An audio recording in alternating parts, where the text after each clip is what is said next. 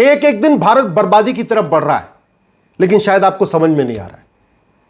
2022 में कन्हैयालाल की हत्या हुई थी, दिन दहाड़े हत्या हुई थी। हत्यारों ने खुद ही वीडियो बनाया था, वीडियो बना के खुद ही रिलीज किया था। भारत की सबसे बड़ी एजेंसी एनआईए उसकी जांच कर रही है। 3 साल बीत चुके हैं, लेकिन आज तक कन्हैयालाल के हत्यारों की न 100% प्रॉपर्टी जब्त हुई, न कन्हैयालाल के हत्यारों की नागरिकता खत्म हुई, न कन्हैयालाल के हत्यारों को फांसी हुई। जबकि जांच कौन कर रहा है? एनआईए। कोई पुलिस नहीं जांच कर रही है, या लोकल स्टेट पुलिस नहीं कर रही है, सीबीआई सीआईडी नहीं कर रही, एनआईए कर रही है। इसके बाद भी यह स्थिति है। दुख इस बात का है कि कन्हैयालाल की हत्या कैसे हुई उसके ऊपर एक फिल्म बनती है, उदयपुर फाइल। उस उदयपुर फाइल को फिल्म सर्टिफिकेशन बोर्ड प्रमाण भी दे देता है, हाँ भाई ठीक है दिखाइए। 11 तारीख से उसको दिखाया जाना भी था, लेकिन एक संगठन आता है, पिटीशन फाइल करता है कि इस फिल्म के बाद तो देश भर में तनाव फैलेगा, और उसके बाद एक भूतपूर्व कानून मंत्री आके बहस करते हैं, और जज साहब कहते हैं काम करो, पहले आप ही चेक कर लो कि फिल्म सही है कि नहीं सही है। मतलब भारत में एक देश एक विधान नहीं चल रहा है, एक देश दो विधान चल रहा है। शंकर जी का अपमान कराने के लिए फिल्म बनती है, तो जज साहब कहते हैं अच्छा फिल्म सर्टिफिकेशन बोर्ड ने प्रमाण दे दिया ना, ठीक है, फिर हम कैसे रोकेंगे? कोर्ट का इसमें क्या काम है? देवी देवताओं का अपमान करने के लिए फिल्म बनती है, पीआईएल फाइल होती है, जज साहब कहते हैं भाई फिल्म सर्टिफिकेशन बोर्ड ने प्रमाण दे दिया, कोर्ट का काम थोड़ी है, सर्टिफिकेशन बोर्ड ने सर्टिफिकेट दे दिया तो फिल्म चलनी चाहिए। और कई बार तो ऐसा होता है, राज्य सरकारों को आदेश भी दिया जाता है कि आप सुनिश्चित करिए कि कोई तोड़फोड़ ना कर पाए। लेकिन कन्हैयालाल की हत्या के ऊपर बनी फिल्म जब आती है, तो उसके लिए जज साहब ये कह रहे हैं, जिसने पीआईएल फाइल किया है कि ये फिल्म बैन होनी चाहिए, कह रहे काम करो तुम देख लो और तुम्हारे वकील साहब देख लें, जब सेटिस्फाई हो जाएंगे फिर आगे देखेंगे। उस संगठन ने भी देख लिया, उसके वकील साहब ने भी देख लिया। अब जज साहब कह रहे कि नहीं, अब केंद्र सरकार तय करे इसको दिखाना है कि नहीं दिखाना है। मतलब गजब का खेल चल रहा है भाई इस देश।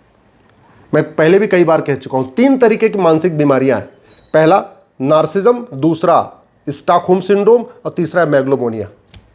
ये 3 बीमारियां तो आपको गूगल पे भी मिल जाएंगी, नार्सिज्म, मेगलोमोनिया, स्टॉकहोम सिंड्रोम। लेकिन एक चौथी बीमारी भी है, प्राण जाए पर सेकुलर इमेज न जाए।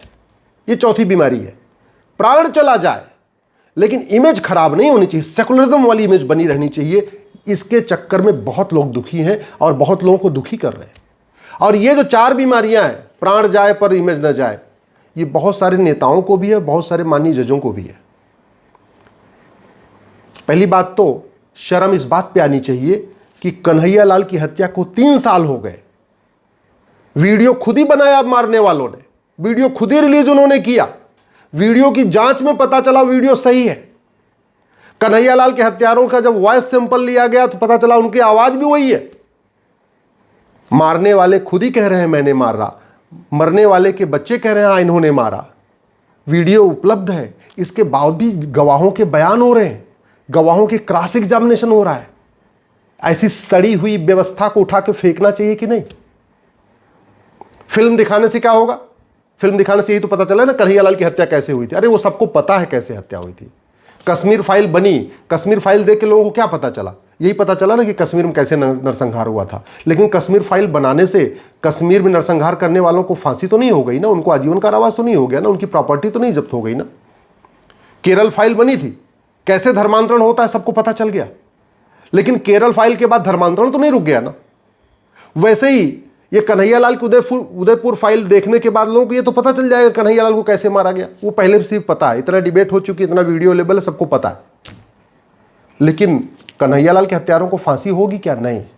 आज की डेट में मैं सोशल मीडिया में देख रहा हूं, बहुत सारे कह रहे भाई फिल्म देखना चाहिए, फिल्म दिखाना चाहिए, फिल्म बैन नहीं होना चाहिए। बहुत अच्छी बात है, मैं भी कहता हूं फिल्म बैन नहीं होना चाहिए, फिल्म दिखनी चाहिए। जज साहब ने गलती किया है, मैं व्यक्तिगत रूप से कह रहा हूं, जज साहब ने गलती किया है। एक गलत उन्होंने प्रेसिडेंट सेट किया है कि जो आया है कह रहे हैं तुम ही देख लो, तुम ही तय कर लो। फिल्म सर्टिफिकेशन बोर्ड के ऊपर कोई मतलब कोई ट्रस्टी नहीं बचा फिर तो। अब तो केंद्र सरकार सारी फिल्में देख देख के तय करेगी, और वैसे फिल्म सर्टिफिकेशन बोर्ड तो खुद ही केंद्र सरकार का पार्ट है। तो जब उसने कह दिया तो समझो केंद्र सरकार ने कह दिया। लेकिन दोबारा फिर देखने का मतलब क्या? फिर इसका मतलब जज साहब चाहते हैं कि कैसे कैसे न कैसे इसमें से कुछ सीन काटे जाएं, कुछ इसमें से निकाले जाएं। चलो हम ठीक कहते हैं, हम जज साहब के ऊपर कोई सवाल नहीं खड़ा कर रहे, जज साहब की इच्छा है, वो कानून के हिसाब से चल रहे हैं, कैसे चल रहे हैं। मैं तो केवल इतना कह रहा हूं कि जुडिशियल जो प्रेसिडेंट है वो सबके लिए कॉमन होना चाहिए। ऐसे नहीं होना चाहिए कि पीके में भगवान शंकर का अपमान हो और उसके बाद पीआईएल फाइल हो तो जज साहब ये बोल दे सर्टिफिकेशन बोर्ड ने सर्टिफिकेट दे दिया इसलिए कोर्ट कुछ नहीं करेगी, और ऊपर से राज्य सरकारों को भी आदेश देने के काम करो, तुम सुनिश्चित करो कोई तोड़फोड़ न होने पाए।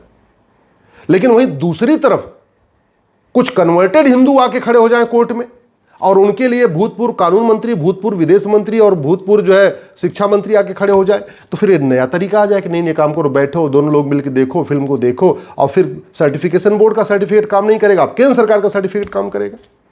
ये गलत प्रेसिडेंट है, मेरा ऐसा व्यक्तिगत मानना है।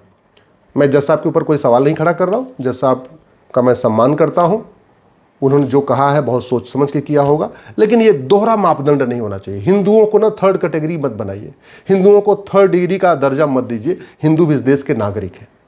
लेकिन मैं आता हूं दूसरे विषय पे। सवाल ये है कि कन्हैया लाल के हत्यारों को आज तक फांसी क्यों नहीं हुई? फांसी इसलिए नहीं हुई कि हमारे पास जो कानून है भारतीय साक्ष्य अधिनियम, इसमें narco polygraph brain mapping test का प्रावधान नहीं है।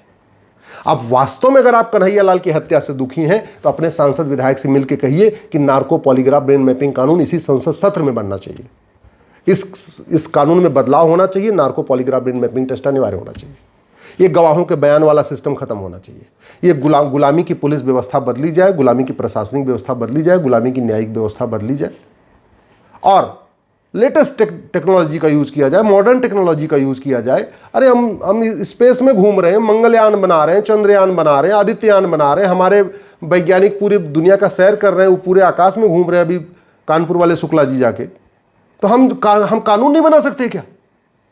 अरे दुनिया में अगर किसी देश में ना नार्को पॉलीग्राफ ब्रेन मैपिंग कानून समझ में आता है, भैया नहीं हम नहीं बनाएंगे।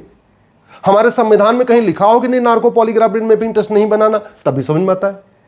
संविधान में कहीं लिखा नहीं कि ऐसा कानून नहीं बनाना, दुनिया के कई देश बना के बैठे, फिर हमारे देश में क्यों नहीं बन रहा है? अगर आप उदयपुर की कन्हैया लाल की हत्या से दुखी है ना, तो अपने सांसद विधायक से कहिए कि ये जो 1861 का पुलिस एक्ट चल रहा है, इस 1861 के पुलिस एक्ट को बदला जाए, पुलिस रिफॉर्म किया जाए, पुलिस चार्टर लागू किया जाए, 1 घंटे के अंदर एफआईआर सुनिश्चित की जाए और 1 महीने के अंदर जांच पूरी किया जाए। ये अपने सांसद से कहिए कि संसद में मुद्दा उठाएं, लोकसभा में भी उठाएं, राज्यसभा में उठाएं। अगर उनको नया कोई कानून बनाने के लिए ड्राफ्ट चाहिए, ड्राफ्ट बना के मैं दे दूंगा। अगर आप वास्तव में चाहते हैं कि भारत में न्याय फास्ट हो, जस्टिस विद इन ईयर हो, जस्टिस फॉर ऑल हो, 1 साल के अंदर मुकदमों का फैसला है, तो अपने सांसद महोदय से कहिए कि संसद में ये मुद्दा उठाएं। ये जो हमने जो कानून बना रखा है आईपीसी की जगह बीएनएस, इसके स्थान पे अमेरिका का फेडरल पिनल कोड लागू किया जाए। मैं गारंटी के साथ कहता हूं, जिस दिन भारत में हम इस बीएनएस के स्थान पे अमेरिका का फेडरल पिनल कोड लागू कर देंगे, 50% अपराध कम हो जाएंगे और सबसे ज्यादा जज साहब की मनमानी खत्म हो जाएगी।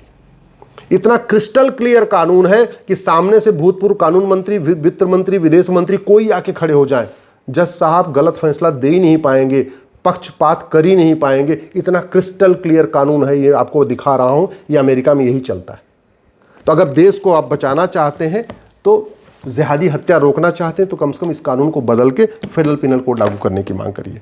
अगर आप चाहते हैं कि भारत में लोगों को सुरक्षा मिले, दोबारा ऐसी जिहादी घटनाएं ना हो, उमेश कोल्हे को दोबारा न मारा जाए, दोबारा किसी कन्हैया लाल को न मारा जाए, दोबारा किसी कमलेश तिवारी को न मारा जाए, तो जस्टिस विद इन ईयर की मांग करिए कि 1 साल के अंदर मुकदमे का फैसला होना ही चाहिए। और उसके लिए वही बताया 1 नेशन 1 पुलिस कोड चाहिए, 1 नेशन 1 पिनल कोड चाहिए, 1 नेशन 1 जुडिशियल कोड चाहिए। जज साहब के लिए अकाउंटेबिलिटी तय करना पड़ेगा कि आपको ज़्यादा गवाहों के बयान के चक्कर में नहीं पड़ना है। नार्को पॉलीग्राफ ब्रेन मैपिंग की जो रिपोर्ट है, उस रिपोर्ट को देखना, उस रिपोर्ट के आधार पर आपको सजा देना है। ये गवाहों के बयान, ये क्रॉस एग्जामिनेशन, फिर गवाह, फिर तारीख, ये सब नहीं चलेगा। आप चाहते हैं कि भारत में व्यवस्था बदले, तो गुलामी की प्रशासनिक व्यवस्था के खिलाफ आवाज़ उठाइए, नई प्रशासनिक व्यवस्था लागू करने की मांग करिए। जस्टिस विद इन ईयर हो जाएगा ना, भारत का बहुत भला हो जाएगा। नहीं तो लोग मरते रहेंगे, फिल्में बनती रहेंगी, मरते रहेंगे, फिल्में बनते रहेंगी। कश्मीर नरसंहार होगा, कश्मीर फाइल बन जाएगी। धर्मांतरण होगा, केरला फाइल बन जाएगी। कन्हैया लाल मरेंगे, उदयपुर फाइल बन जाएगी। उमेश कोल्हे मरेंगे, महाराष्ट्र फाइल बन जाएगी। फिर बंगाल जलेगा तो बंगाल फाइल बन जाएगी। फिर दिल्ली में दंगा होगा तो दिल्ली फाइल बन जाएगी। अगर आपको फिल्म देख देख के मजा लेना है तो भैया फिल्म देखते रहो, कोई बात नहीं, दल गुलामी करते रहो, सांसद विधायक के पास मत जाना। लेकिन वास्तव में अगर अपने बहन बेटियों की चिंता है, अपने आने वाली जनरेशन की चिंता है, तो थोड़ा दल गुलामी छोड़िए, जाके सांसद विधायक से कहिए कि संसद विधानसभा में justice with in year, justice for all लागू करने की मांग करें।